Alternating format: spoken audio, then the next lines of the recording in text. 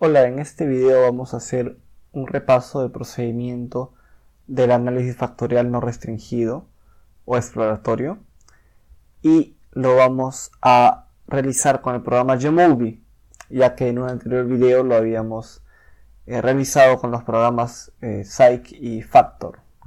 Entonces vamos a comenzar abriendo el programa Gmovie, que muchos de ustedes lo tienen descargado ya. Vamos a utilizar como ejemplo la escala de evitación experiencial AAQ2 y vamos a utilizar como ejemplo, como otro ejemplo, la escala de ansiedad de estado. ¿Sí? Que fueron justamente dos instrumentos cuya dimensionalidad ya analizamos en el programa Psych y también algunos en el programa Factor.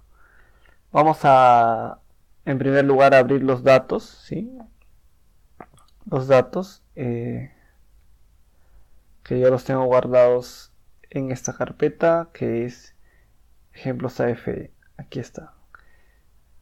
Esos son los datos que también están compartidos con ustedes en el Drive, ¿sí? En la carpeta compartida de Drive.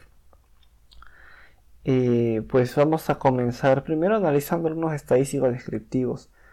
¿Les parece? Vamos a hacer el análisis primero solo con el AQ2, ¿sí?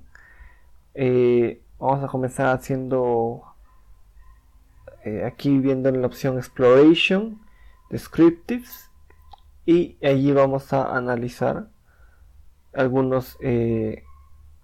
Vamos a mover aquí a esta parte que dice Variables o variables. Vamos a ver los ítems de la AQ2, que son 10 ítems, ¿verdad? Vamos a requerir algunos estadísticos específicos, esos son los que nos interesan. Por ejemplo, la varianza, ¿no? O su forma más fácil de interpretar que la desviación estándar, ¿sí? Nos va a interesar también la simetría, la kurtosis. Demos una mirada a ver a estos valores, ¿no? Los 10 ítems de la Q2, que ya lo vimos también, ¿no? en otro programa, ¿no? La media, por ejemplo, de los puntajes, vemos que la mayoría de las medias está alrededor de 3, a excepción de la primera, ¿no? Y de la cuarta, ¿sí? Que están más cerca de 4 quizá. Luego la desviación estándar vemos que es similar en la mayoría de los casos, ¿no? Y bueno, todos tuvieron o estuvieron entre las opciones 1 7, ¿no? Que son 7 opciones. Luego la simetría y la kurtosis, como decíamos, se sugiere que ambos valores estén en el rango -1 más 1 y se observa que es así en este caso, ¿sí? De todas maneras, bueno, esto es un paso inicial, ¿no? Antes de realizar el análisis factorial en sí. Ahora, si recordamos el procedimiento de análisis factorial, vamos a recordar que lo primero que tenemos que determinar es un método de extracción. ¿Sí? ¿Cuál es el método de extracción que nosotros vamos a escoger? Este método de extracción va a depender de varias cosas. La principal probablemente va a ser el que se cumpla o no la normalidad multivariada. La verdad es que en la gran mayoría de prácticamente todos los casos en que analizamos ítems Likert no se va a cumplir la normalidad multivariada y por lo tanto vamos a utilizar un estimador, un método de extracción que es de la familia de mínimos cuadrados ordinarios, ¿sí? Habíamos dicho que vamos a preferir dos métodos en especial, ¿no? Uno que era el método ULS, que era el de mínimos cuadrados no ponderados, y otro que era el método MINRES, ¿sí? De mínimos residuos. Entonces ese es el método que en la mayoría de los casos vamos nosotros a escoger, ¿sí? Entonces vamos a ir a esa parte que dice Factor. Aquí hay dos opciones, o tres opciones, ¿no? Análisis de componentes principales, análisis factorial exploratorio y análisis factorial confirmatorio. En este caso vamos a utilizar un análisis factorial exploratorio, es decir, un análisis factorial no restringido. Hacemos clic allí y tenemos lo siguiente. Tenemos que en este cuadro que dice variables, tenemos que ingresar las variables que nosotros vamos a analizar. Y ahí están las 10 variables, ¿sí? Ahora, veamos la siguiente situación. Tenemos pues las 10 variables y aquí dice método de extracción, mínimos residuos. ¿Cómo decidimos el número de factores? ¿No? Que es justamente la siguiente parte que debemos nosotros determinar. ¿Cuántos factores vamos a extraer? Ahora, aquí este programa está utilizando el criterio de análisis paralelo, que decíamos que sí, efectivamente es el que vamos a preferir. Pero hay un problema aquí, ¿sí?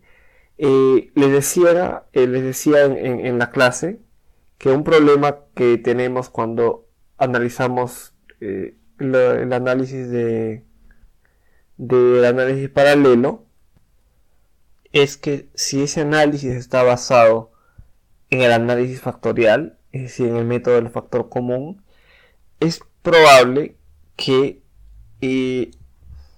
ese análisis paralelo dé muchos factores, es decir, que en otras palabras, lo que decíamos es que yo les sugiero que cuando haga el análisis paralelo, ese análisis paralelo, solo esa parte del análisis esté basada en el análisis de componentes principales y no en el análisis factorial. Porque como ven aquí, el análisis paralelo indica 3 factores. Pero como recordarán, cuando se analizó en Psych con el método de componentes principales y cuando se analizó en Factor, indicaba un solo factor. Entonces vamos a hacer una pausa aquí y vamos a ir a la sección de componentes principales, ¿sí? O al factor, análisis de componentes principales, y vamos a colocarlos de aquí y vamos a pedir el análisis paralelo. Cuando pedimos el análisis paralelo en el análisis de componentes principales, el programa extrae un solo factor. Entonces, en resumen, ¿cuál va a ser el procedimiento que vamos a seguir cuando hagamos el análisis factorial en Jamovi? Va a ser el siguiente. Voy a eliminar esto y voy a eliminar esto. ¿Sí? Vamos a volver aquí. Y como ya hemos visto la situación, vamos a seguir el siguiente procedimiento. Primero vamos a ir a la sección de componentes principales y vamos a ingresar aquí en la cajita de variables justamente nuestros ítems, pero solo nos va a interesar aquí el número de componentes que el programa decide extraer con el análisis paralelo. Es lo único que nos va a interesar en esta parte. Como vemos aquí, el programa extrae un solo componente.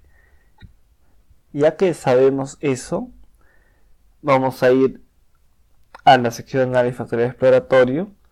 Vamos a ingresar aquí en esta cajita todos nuestros ítems. Como decíamos, el programa extrae 3 factores con el análisis paralelo. Pero nosotros hemos visto que al hacer el análisis paralelo con componentes principales extrae un solo factor.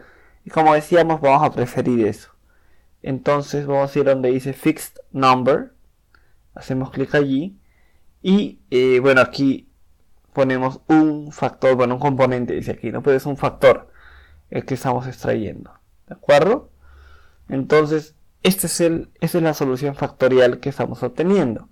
Si vemos la secuencia, entonces, como vamos a elegir un solo factor, vamos a ver si es que esta estructura es simple y clara.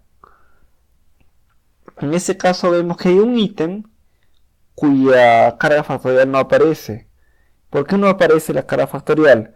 Porque si vemos esta parte de aquí, está mostrando, ¿no?, que se va a eliminar, o perdón, se va a omitir, no se va a mostrar las cargas factoriales menores a 0.3. Si esto lo bajamos, digamos, a 0.2, entonces sí aparecen esas cargas factoriales. ¿Y de cuánto es? De 0.274. ¿Qué quiere decir esto? Que de los 10 ítems, este ítem 1 es el que tiene la carga factorial menor, ¿no? Es 0.274 a diferencia de los demás. Es decir, este ítem 1 al parecer tiene una menor relación con la variable latente, en este caso la habitación experiencial, que el resto de los ítems. En otras palabras, este ítem no mide la habitación experiencial con la misma calidad que los demás ítems. ¿De acuerdo? Entonces, según nuestro flowchart, aquí terminaría nuestro análisis porque tenemos una escala unidimensional con una estructura simple y clara. ¿Sí? Hay un problema con el ítem 1, podríamos eliminarlo. ¿Sí? Podría ser eso en un análisis futuro. Hay cosas aquí que podemos pedir, cosas adicionales. Por ejemplo, el gráfico de sedimentación, que recordarán que es otro método para determinar el número de factores. Si vemos el gráfico de sedimentación, vemos que claramente el quiebre ocurre aquí, ¿no? Como el quiebre ocurre aquí, solo extraemos un solo factor, ¿sí? Y eso apoya nuestra decisión de extraer un solo factor. Si recuerdan, el análisis paralelo que hace Jamovi por defecto extraía 3 factores, ¿no? Entonces es demasiado, es un solo factor el que vamos a extraer. Por eso les indicaba, ¿no?, que es preferible que el análisis que el análisis paralelo se base en componentes principales y con esa información recién pasemos a realizar el análisis factorial. Es algo que yo les sugiero y aquí hemos visto un ejemplo tangible que lo he observado yo con otros instrumentos también, ¿sí? Otra cosa que podemos pedir son los índices de ajuste. Uno de ellos lo hemos visto en clase, el RMSEA, ¿sí? Y el BIC también lo hemos visto en clase. Como decía, generalmente se considera que un RMSEA menor a 0.05 es un buen ajuste, ¿no?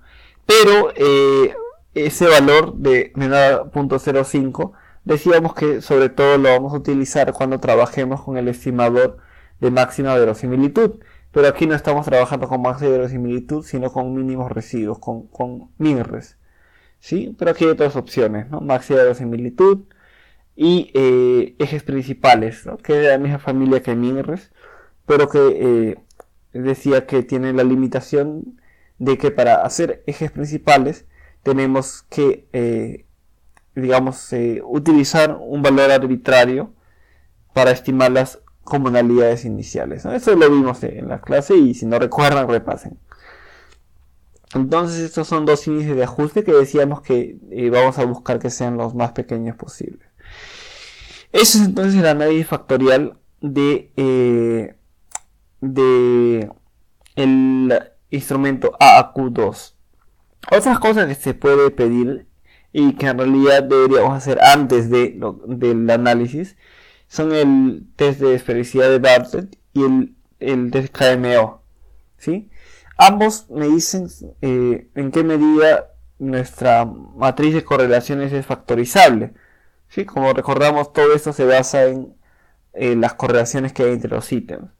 Por ejemplo, el KMO, que en realidad es el más informativo de los valores que aparecen aquí, nos indica, a ver, ¿dónde está el KMO? No lo veo, ¿ustedes lo ven? Aquí está.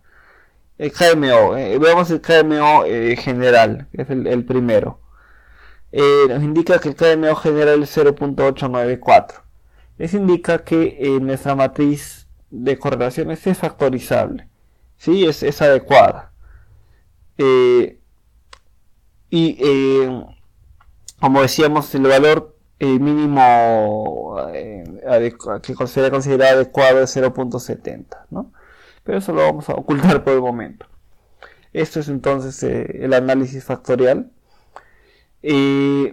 Si vamos a la otra escala, que era ansiedad de estado, vamos a seguir un procedimiento similar. Sí, bueno, podemos pedir primero los estadísticos descriptivos para darnos una idea de las distribuciones de ansiedad de estado. Entonces los sitios de ansiedad de estado son 20 ítems. 20 ítems. Vamos a pedir, ¿no?, la simetría, la kurtosis. Bien, entonces si vemos aquí la mayoría, ¿no? Vemos por ejemplo la media y la mediana. La mayoría de los ítems tuvo como puntaje promedio, ¿no? Y como puntaje medio el valor 1, ¿no? Recuerden que el IDARE se mide de 0, 1, 2, 3. Esas son sus 4 opciones. Entonces, por ejemplo, aquí vemos una primera excepción, ¿no? El ítem 8, que parece que tiene puntajes más altos, ¿no? Que los demás. Y aquí el ítem 14, que tiene más puntajes más bajos, ¿no? Sería interesante luego examinar aquí el ítem 18, que tiene puntajes más bajos. Sería interesante examinar en la prueba para ver qué tienen esos ítems de diferente, ¿no? Bien, otra cosa que nos va a interesar es el valor de skewness, asimetría, que es esta línea de acá, igual, y de kurtosis, ¿no? Que es esa línea de acá. Decíamos que vamos a esperar que los valores estén en el rango menos 1 más 1. Aquí vemos, por ejemplo, que el ítem 6 no está, su valor de asimetría está bastante, ¿no? Por encima del rango 1, ¿no? Es mayor que 1. ¿Sí? Y aquí también el 14 es ligeramente mayor a 1, ¿no? Por poquito nada más. Bien, eso no nos va a formar una idea, ¿no? De, la, de las características descriptivas de los ítems, ¿no? La desviación estándar es muy importante. Hay que pedirla, no la hemos pedido. Aquí está.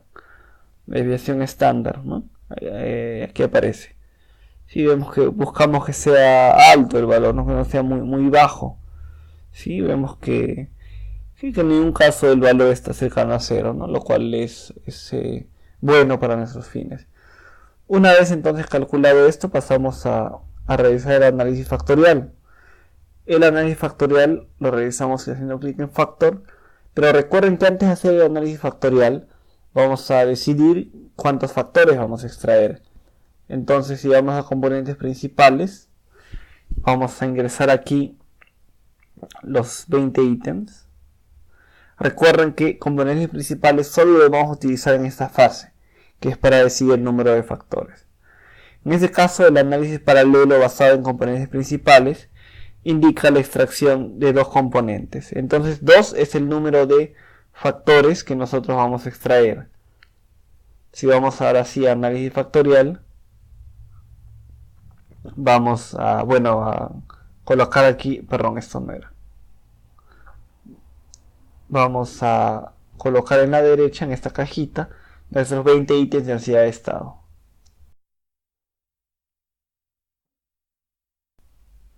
¿Sí?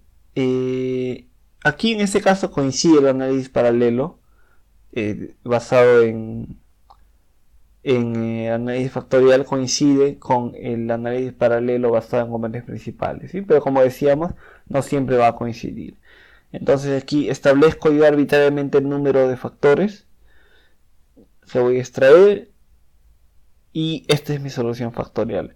Si vamos a flowchart, cuando tenemos varios factores, primero lo que hicimos fue identificar el número de factores. Recuerden que en la mayoría de los casos vamos a utilizar el método MinRes, ¿sí? Entonces el primer punto casi siempre va a ser ese método. Luego identificamos el número de factores a través del análisis paralelo basado en componentes principales. Como escogimos varios factores, o sea 2 en ese caso, vamos a realizar una rotación factorial. El método que estamos colocando aquí es Oblimi, que es un método adecuado, ¿sí? Es un método adecuado y es el que vamos a utilizar. Método Oblimi, que es un método de rotación oblicua, ¿sí? Decíamos que el método ortogonales raramente los vamos a utilizar. Examinamos las caras factoriales y vemos si la solución es limpia, es clara, y vemos que sí es clara la solución factorial, porque cada ítem está asociado claramente con un factor determinado, ¿sí? Y vemos que no hay un ítem que quede en el aire como si ocurría en el AQ2. Entonces todos tienen cargas más o menos altas, ¿no? Bueno, bastante altas en realidad en los factores determinados, ¿no? En los factores extraídos. Entonces, ¿hay una estructura simple y clara? Sí hay una estructura simple y clara. Si hay una estructura simple y clara, lo que sigue es examinar las correlaciones entre factores. Eso lo vamos a hacer haciendo clic aquí donde dice Factor Correlations. Y vamos a esperar que aparezca el dato y aquí está. La correlación entre los dos factores es 0.5. Eso indica una correlación moderada, ¿no? y cercana a ser una correlación alta. Indica que hay bastante asociación entre los dos factores. Lo que tiene sentido, porque si recordarán, lo que diferenciaba los dos factores no era algo de contenido, no era algo sustantivo, sino que era meramente la redacción, ¿no? Algunos estaban redactados en sentido positivo y otros estaban redactados en sentido negativo. Entonces, como hay bastante asociación, entonces eso se refleja en la correlación interfactorial, ¿no? Eso me indicaría que probablemente ambos están midiendo algo similar o ambos están midiendo lo mismo. ¿Sí? Y entonces lo que decimos es que lo que tenemos es una escala multidimensional, 2 dimensiones, pero con dimensiones correlacionadas, ¿no? Bastante correlacionadas en realidad. Otra cosa que podemos ver es para confirmar, podemos pedir el gráfico de sedimentación, aquí donde dice script plot. Y vemos que en nuestro gráfico de sedimentación el quiebre está aquí claramente, ¿no? Esto es bien plano y ese es el quiebre. Y justamente hay dos, ¿no? Autovalores, dos eigenvalues que están por encima del quiebre, lo que confirma nuestra decisión de extraer dos factores. Bien, esto es entonces el análisis factorial realizado en el programa YoMovie. Lo siguiente que vamos a hacer es primero rápidamente vamos a repasar el tema de confiabilidad, ¿sí? Antes de ponernos a analizar esos datos también en YoMovie. La confiabilidad va a requerir que primero clarifiquemos algunos conceptos, ¿sí? El primero de ellos es ¿qué cosa es la puntuación verdadera? ¿Sí? La puntuación verdadera es, en otras palabras, ¿cuál sería el puntaje que obtendría el individuo si es que el instrumento fuera totalmente preciso? Es decir, si el instrumento no tuviera error alguno. Aquí vemos los elementos básicos de la teoría clásica de los test, ¿no? Tenemos una puntuación verdadera, ¿sí? Pero esta en realidad es una entidad teórica que no podemos observar directamente. Es algo que buscamos estimar, pero que no podemos observar directamente. Aquí, por ejemplo, en este test, la primera persona, porque cada fila es una persona, la primera persona, su puntuación verdadera es 36. Supongamos un test de autoestima. Su puntuación verdadera en esa escala de autoestima es 36. Pero, cuando yo le he aplicado la prueba, el valor que he obtenido es 33. Entonces ahí hay un error de menos 3 puntos. ¿Sí? Esa es la idea entonces de la teoría clásica de los test. Que tenemos una puntuación que es la que nosotros tenemos, pero esta puntuación es reflejo o está compuesta tanto por una parte que es puntuación verdadera como por otra parte que es el error de medición. La idea entonces es que esto se parezca lo más posible a esto. Y si esto se parece lo más posible a esto, entonces esto debe ser lo más pequeño posible. Debemos tener la menor cantidad posible de error. ¿Sí? Esa es la lógica entonces de la teoría clásica de los test. Puntuación verdadera es igual a puntuación puntuación observada es igual a puntuación verdadera más el error. Ahora, esto, para hacer los cálculos de la confiabilidad, vamos a trabajarlo en términos de varianza. De acuerdo que es la última fila que aparece aquí.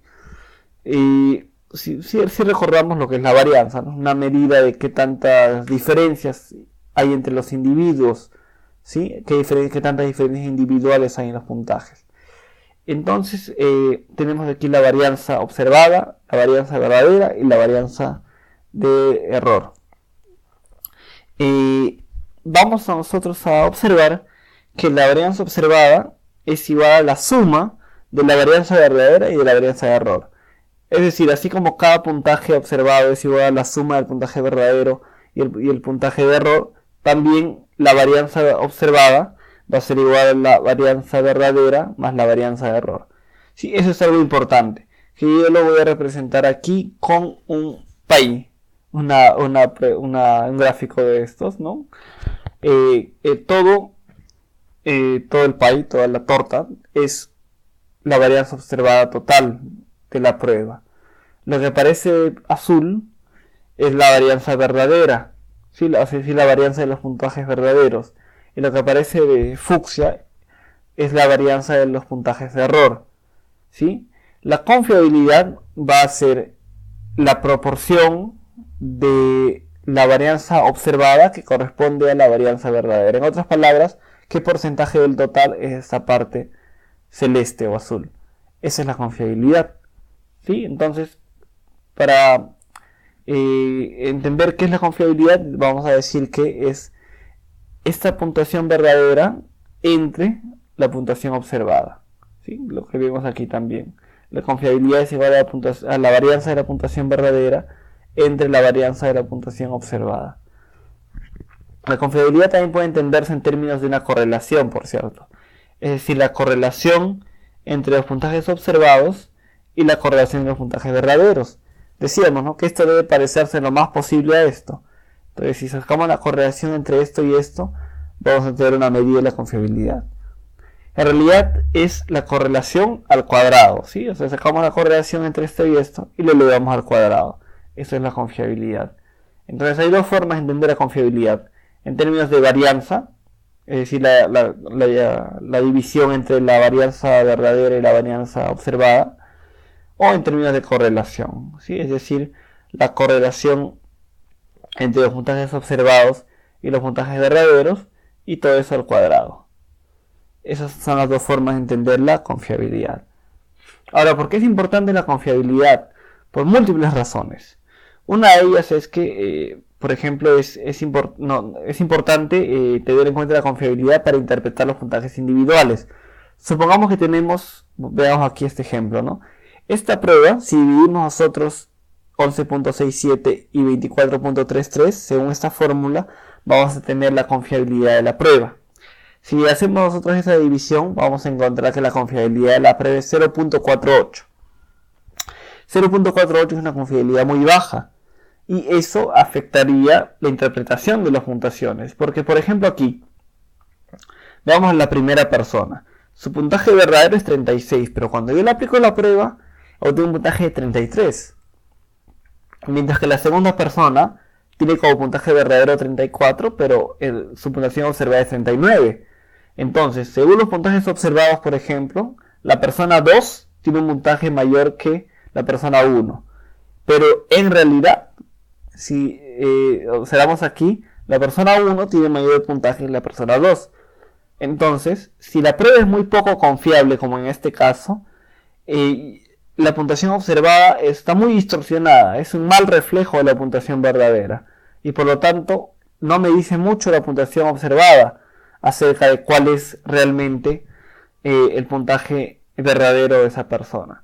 Entonces, cuando interpretamos los puntajes individuales, vamos a tener que tomar en cuenta esto. Si la prueba tiene muy poca confiabilidad, yo no debería tomar decisiones importantes a partir de los puntajes individuales obtenidos en esa prueba. Porque puede ser que esa persona tenga un puntaje verdadero muy distinto al que yo he obtenido. Justamente basándose en esas puntuaciones, en estos valores de la confiabilidad, es que algunas pruebas estiman los llamados intervalos de confianza, ¿no?, que me indican entre qué valores podría estar el puntaje verdadero de la persona. Y el intervalo de confianza va a ser mucho más amplio y por lo tanto difuso, ¿no?, y poco preciso si es que la confiabilidad es baja. Ahora bien, hasta ahora hemos estado hablando de la confiabilidad en términos de esta división, ¿no?, entre la varianza de puntuación verdadera y la varianza de puntuación observada. Sin embargo, como les decía al inicio, esa puntuación verdadera es algo a lo que no tenemos acceso. Es algo que solo podemos estimar, pero no podemos realmente observar.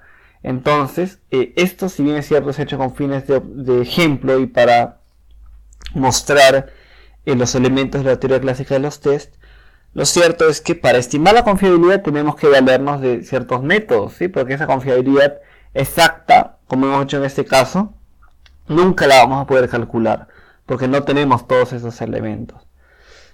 Para entender cómo estimar la confiabilidad, vamos a primero explicar la noción de test paralelos, ¿sí?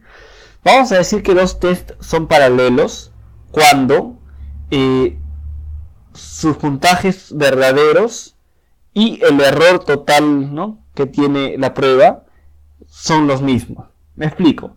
Supongamos que yo tengo esta prueba, ¿no?, que observamos aquí, ¿no?, que ha sido respondida por 6 personas, y luego estas mismas 6 personas responden a otra prueba, ¿sí? Imaginen que hay aquí un cuadro igualito al costado. Yo voy a decir que las dos pruebas son paralelas si es que sus puntajes verdaderos son los mismos en ambos, ¿no?, en ambos casos. Por ejemplo, ¿no?, si la persona 1, ¿no?, tiene un puntaje verdadero de 36 en esta prueba y también de 36 en la otra prueba. Si la persona 2 tiene un puntaje de 34 en esta prueba y también de 34 en otra prueba, ¿sí? Las puntuaciones observadas pueden ser distintas, pero las puntuaciones verdaderas deben ser las mismas para poder considerar que los tests son paralelos, ¿sí? Asimismo, esta varianza de error, si recordamos qué significa en términos conceptuales, es en sí cuánto error hay en total en los puntajes de la prueba. Eso es lo que me dice la varianza de error. Cuánto error, cuánta ¿no?, variabilidad hay entre los puntajes de error. Entonces, para que los dos tests sean considerados paralelos, tienen que tener también la misma varianza de error. Es decir, este otro test tendría que tener estas mismas puntuaciones verdaderas y tendría que tener la misma varianza de error, es decir, 12.67. Esa es la condición para considerar que los tests son paralelos. Ahora, ¿por qué es importante esto?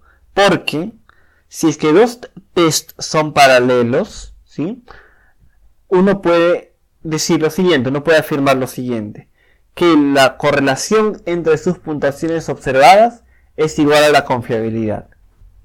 Repito, si dos tests son paralelos, es decir, si tienen las mismas puntuaciones verdaderas y tienen la misma varianza de error, si dos tests son paralelos, entonces yo puedo afirmar que la correlación entre sus puntajes observados es igual a la confiabilidad. ¿Okay? Entonces, con esa idea vamos a poder nosotros entender lo demás.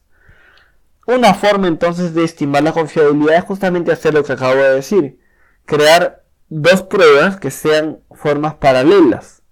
Es decir, si yo tengo una prueba, digamos, de motivación para el estudio y quiero examinar su confiabilidad, entonces debería crear una prueba que mida exactamente lo mismo, ¿sí?, que mida exactamente lo mismo y que tenga la misma cantidad de error, ¿sí?, que tenga la misma cantidad total de error. Si creo esas dos pruebas que miden exactamente lo mismo y tienen la misma cantidad total de error, tengo dos formas paralelas. Y si tengo dos formas paralelas, yo puedo aplicar las dos pruebas a las personas, luego puedo correlacionar las dos pruebas y esto va a ser igual a la confiabilidad. Ese es el método de formas paralelas.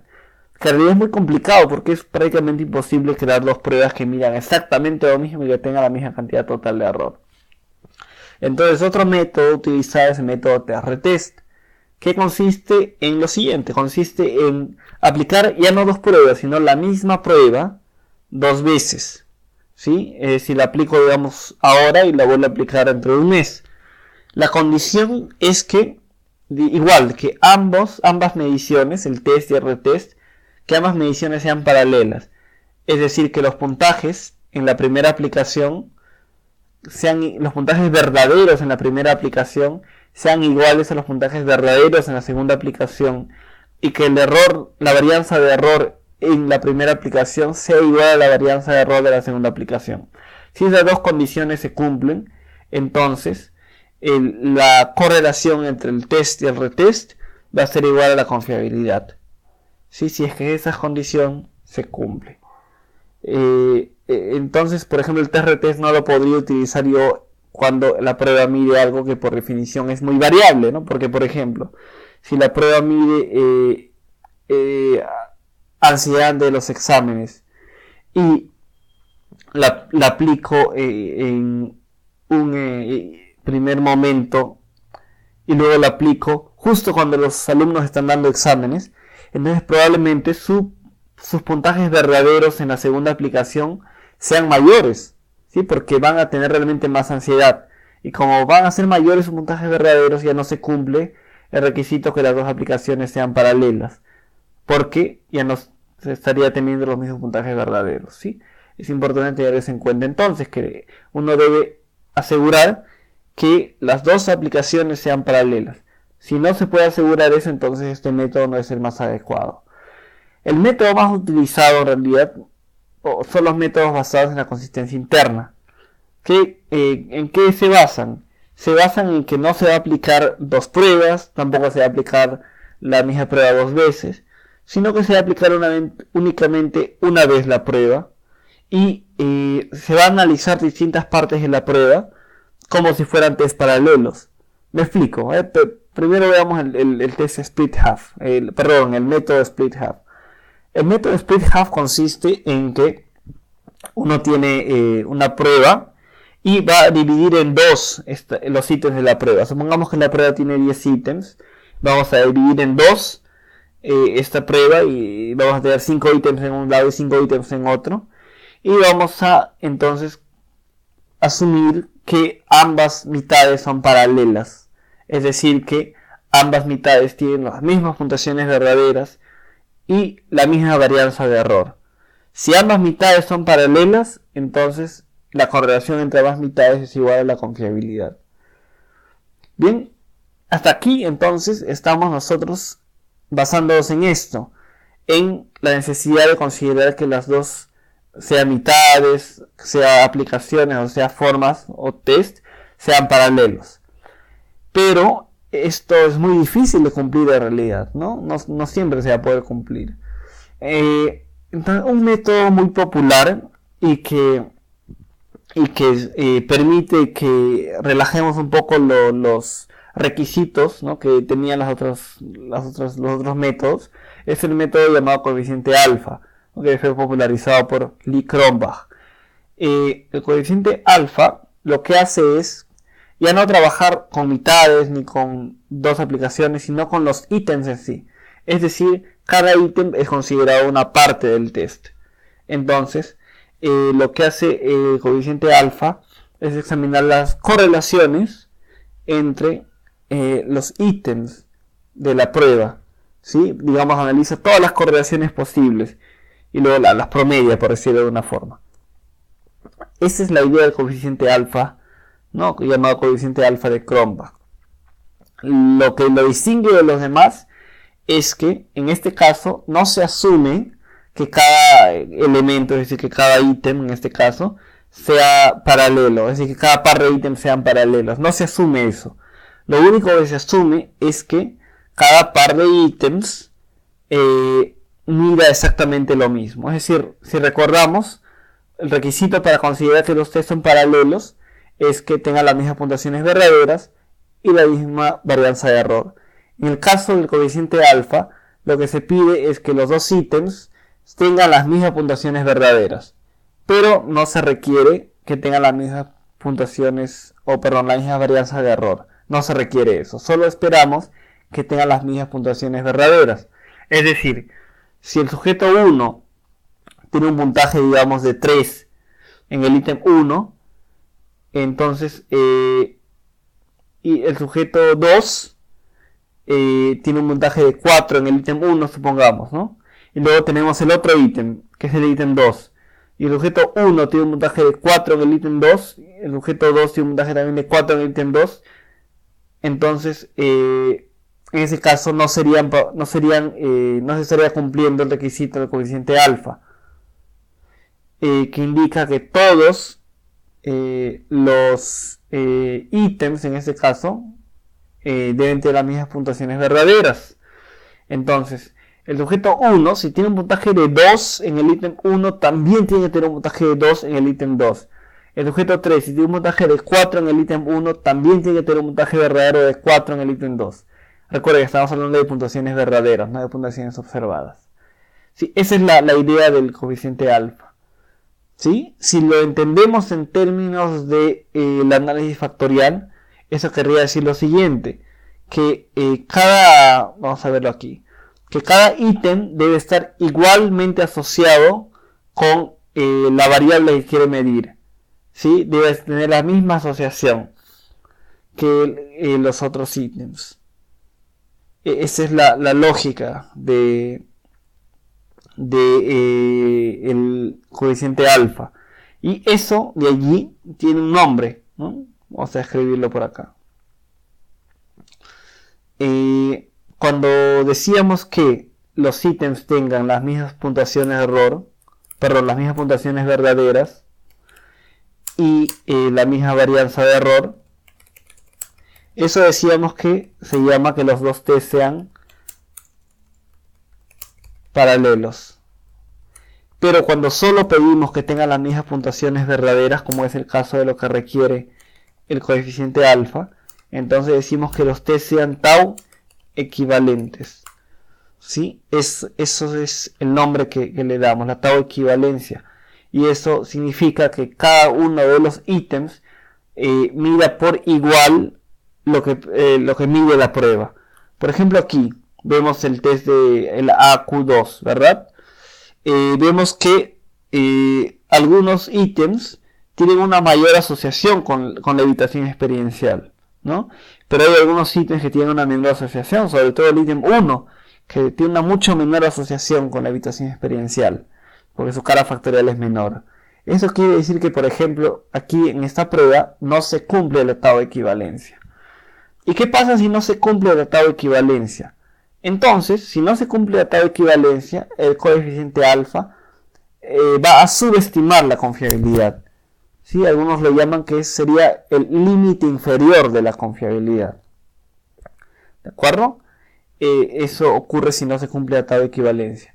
Lo cual, entonces es genial. Si uno tiene un coeficiente alfa de 0.70 y no se cumple la tau de equivalencia, eso quiere decir que el coeficiente, perdón, la confiabilidad verdadera que no tenemos en este caso va a ser mayor a 0.70, porque si el coeficiente alfa es 0.70 y no se cumple la tau de equivalencia, entonces el coeficiente alfa va a subestimar, va a ser un límite inferior de la confiabilidad y por lo tanto la verdadera confiabilidad de la prueba va a ser mayor. ¿Sí? Eso en principio, vamos a ver ahora que no siempre va a ser así, pero en principio es así. Luego el coeficiente alfa estandarizado lo vamos a utilizar en algunos casos específicos, ¿no? Por ejemplo, cuando tengamos pruebas que están en una escala distinta. Supongamos que tenemos una prueba que se puntúa del 1 al 5, perdón, un ítem que se puntúa del 1 al 5 y el segundo ítem se puntúa del 1 al 10. Obviamente yo no puedo sumar el ítem 1 y el ítem 2 porque están en escalas distintas. Entonces en ese caso primero voy a estandarizar los ítems y luego los voy a sumar. Cuando trabajamos así estandarizando los ítems vamos a utilizar el coeficiente alfa estandarizado. Pero no es lo más usual, ¿no? Lo más usual es utilizar el coeficiente alfa. Luego cuando nosotros estamos en el proceso de construir o de adaptar una prueba, vamos a tener que tomar en cuenta dos cosas. Primero, que mientras más ítems tengamos, mayor va a ser la confiabilidad. Esto en principio, ¿no? Siempre y cuando todos nuestros ítems sean de la misma calidad, ¿no? Pero en principio es así, que a más ítems vamos a tener mayor confiabilidad, ¿sí? Y esto lo podemos nosotros examinar con la fórmula de Spearman-Brown, que está en Excel que se les compartió, ¿no? Y esa es la fórmula de Spearman-Brown. Que la confiabilidad del test revisado es igual a la confiabilidad del test original por F, que es un valor que significa, digamos, si F es 2, significa que estamos duplicando el número de ítems. Si F es 3, significa que estamos triplicando el número de ítems. Esto entre 1 más F menos 1 por la confiabilidad original, ¿sí? Esto, para que no se compliquen, yo lo he colocado en ese Excel, es decir, de manera más amigable, para que puedan allí probar con los valores, ¿no? Y lo pueden buscar ahí, ¿no? Como la profecía de Spearman-Brown, me parece que está. Eso entonces es una cosa que tenemos que tomar en cuenta, ¿no? Por ejemplo, si creamos una prueba con 4 ítems y vemos que la confiabilidad es 0.69, puede que nosotros queramos que esa confiabilidad sea un poco más alta, digamos en 0.80. ¿Cuántos ítems tendríamos que agregar? Entonces podemos ayudarnos a esa fórmula de Spearman-Brown para un poco más o menos estimar cuántos ítems debe tener nuestra prueba. ¿sí? Otra cosa a tener en cuenta. La confiabilidad va a estar asociada por qué tan discriminativos sean los ítems. Recuerden que lo que queremos ver son las diferencias individuales. Supongamos que tenemos un test de conocimientos que aplicamos en un curso y hay una pregunta a la cual todo el mundo responde mal o a la cual todo el mundo responde bien. Entonces, si esa pregunta todo el mundo responde o mal o bien, significa que no discrimina entre el buen y el mal alumno, porque todos responden mal o todos responden bien, ¿no? Pero no discrimina entre alumnos. Entonces, si el ítem no discrimina, ese ítem pues no va a contribuir a que la prueba tenga mayor confiabilidad. Entonces, una forma de evaluar esto es viendo la varianza del ítem. Si la varianza del ítem es 0, significa que todos lo responden de manera muy similar o igual, si es que es 0 la varianza, ¿no? Igual, la media está en asociación con esto, ¿no? Supongamos que nuestro ítem de conocimientos, ¿no? Que puede ser 0 o 1, bien o mal o bien, su media sea 0.01. Eso significaría que prácticamente todo el mundo ha respondido 0, ¿no? Que casi todo el mundo lo ha respondido mal. Entonces es importante examinar esta discriminación de los ítems. Empecemos a hacer el ejemplo aquí de confiabilidad. Antes de eso, recuerden que vimos aquí, ¿no? En los estadísticos descriptivos, las medias y las varianzas de los ítems. Por ejemplo, AQ2, ¿no? Ya lo vimos al ver el análisis factorial. Y vimos que las medias sí varían, ¿no? Y vimos que la desviación estándar no es 0 en ningún caso, ¿no? Recuerden que la desviación estándar es la varianza, la raíz cuadrada de la varianza, ¿no? Entonces podemos examinar alguna de las dos y ambas nos dan información similar, ¿sí? Entonces esto es importante examinarlo. Otra cosa que se puede examinar es la correlación entre el ítem y el resto de la prueba. Y esto lo podemos examinar. Vamos a ir ya a la sección de análisis factorial, de confiabilidad. Vamos a hacer clic en factor y vamos a hacer clic en análisis de confiabilidad, reliability analysis. Hacemos clic allí y vamos a ingresar. En este caso vamos a hacer el ejemplo con el AQ2 para empezar, ¿ya? Este es el valor del coeficiente alfa. 8.862, ¿ya? Para ver esto de aquí, que son las correlaciones item test o item total, vamos a hacer clic aquí en item test correlation, y es esto lo que vamos a observar. ¿Cuál es la asociación entre cada ítem y el resto de la prueba? ¿Sí? Eso es lo que vamos a observar. También aquí podemos ver la media, ¿no? Lo que vimos arriba, ¿no? Lo podemos ver aquí también, la media. Perdón, aquí, esto todavía no. La media y la desviación estándar, ¿sí? De cada ítem, lo que vimos arriba. Y esta es la correlación ítem test. Como decíamos, si un ítem no tiene ninguna asociación con el resto de las variables, supongamos que este ítem, ¿no? Todo el mundo responde igual, entonces como todo el mundo responde igual, no va a discriminar entre aquellos que tienen altos puntajes o bajos puntajes en el resto de las variables, ¿no? O supongamos que este ítem no es que todo el mundo responda igual, sino que las respuestas a ese ítem no se relacionan para nada con las respuestas al resto de la prueba. Eso indicaría entonces que este ítem no discrimina entre las personas con alta y baja evitación experiencial. Esa es la cuestión con el análisis de la correlación ítem test. Tradicionalmente se ha considerado que el valor mínimo aceptado es 0.2, ¿sí? Por lo cual este ítem 1 sería aceptable. Pero algunos proponen, y estoy de acuerdo yo con eso, que el valor mínimo aceptado debería ser 0.3, con lo cual este ítem 1 es problemático, ¿no? ¿Qué pasa si un ítem es problemático? Entonces, este ítem tenemos dos opciones: o lo eliminamos de la prueba o lo reescribimos, lo mejoramos y volvemos a aplicar la prueba en un segundo estudio, ¿sí? En este caso lo vamos a dejar así. Lo vamos a dejar así porque, como decía, algunos dirían que 0.2 es aceptable. Lo vamos a dejar así. Pero hay que recordar que ese ítem 1 parece ser problemático por las razones que hemos visto. Bien, otra cosa que podemos ver aquí. A ver, esto de aquí.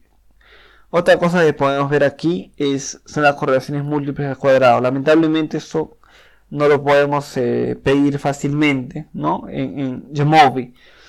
Pero las correlaciones múltiples al cuadrado son, digamos, indican en qué porcentaje de la varianza de cada ítem puede ser explicado por los demás ítems, ¿no? Es otra forma de ver la relación entre el ítem y el resto de la prueba. ¿Sí?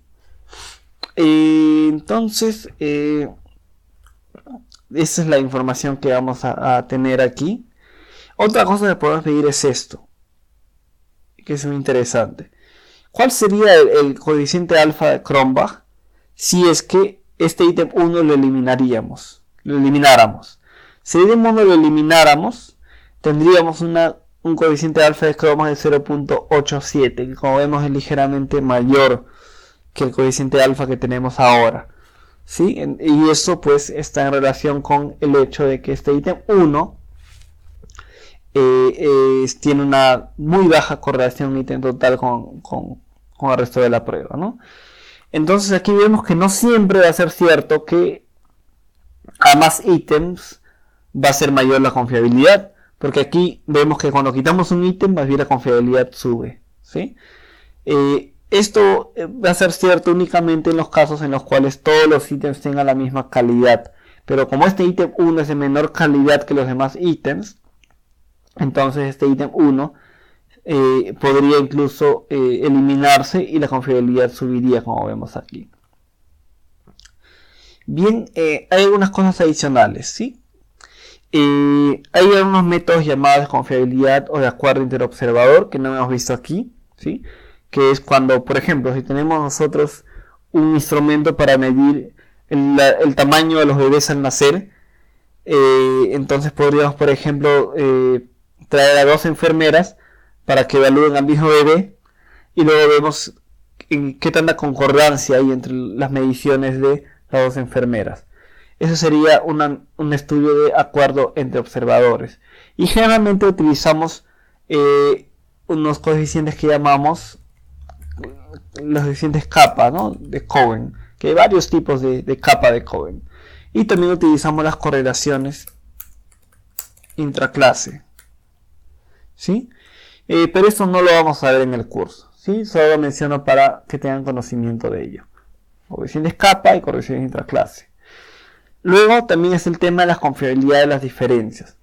Supongamos que ustedes tienen hacer un estudio con un pretest, hacer un estudio y luego aplicar un tratamiento y luego tienen un post-test, ¿sí? Supongamos que es un estudio de un entrenamiento en habilidades sociales. Entonces en el pretest supongamos que el sujeto 1 tiene un puntaje de 15 y ese mismo sujeto 1 en el post-test tiene un puntaje de 20, ¿sí? ¿Cuál diríamos que es la diferencia entre post-test menos pretest? Va a ser 5 la diferencia, ¿verdad? Ahora bien, ¿qué pasa aquí? El problema aquí es que el pretest tiene una determinada confiabilidad, ¿no? Digamos que puede ser confiabilidad igual a 0.80, ¿no? El post-test también tiene una confiabilidad, ¿no? Esa prueba de post-test, una confiabilidad, digamos, de 0.75. ¿Ok? Pero, ¿cuál es la confiabilidad de la diferencia entre pretest y post-test? Esa es la gran pregunta que a veces no se hacen los investigadores. ¿Sí? Confiabilidad, ¿cuál es esa confiabilidad? ¿Será igual a la confiabilidad de los demás? ¿Será mayor? ¿Será menor? Esa es una duda que está ahí, ¿no? Que es importante resolverla. ¿Sí? A eso nos referimos con confiabilidad de las diferencias. ¿Sí? Y eso es también otro tema que no vamos a ver, pero que está como tema opcional, ¿no? Si recuerdan ustedes en el sílabo que se les alcanzó hoy en la sesión 10, ustedes van a escoger un tema. Uno de esos temas puede ser la confiabilidad de las diferencias. Es uno de los temas que pueden escoger. Bien, después es importante tomar en cuenta también lo siguiente, que el análisis de consistencia interna debe realizarse después de un análisis de dimensionalidad. Por eso es que nosotros hemos analizado primero el análisis factorial, lo que hicimos aquí, y luego recién estamos haciendo el análisis de confiabilidad. ¿Por qué? Porque el coeficiente alfa de Cronbach solo puede aplicarse a una sola dimensión. Por ejemplo, aquí ansiedad de estado tiene dos dimensiones, ¿verdad? Entonces no sería correcto que yo aplicara un coeficiente alfa de Cronbach a todos los ítems. Tendría que hacerlo por cada dimensión por separado.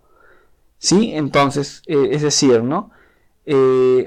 A ver, si hacemos el análisis de confiabilidad de ansiedad de estado, yo no voy a ingresar los 20 ítems de ansiedad de estado, sino que voy a analizar por separado, ¿no?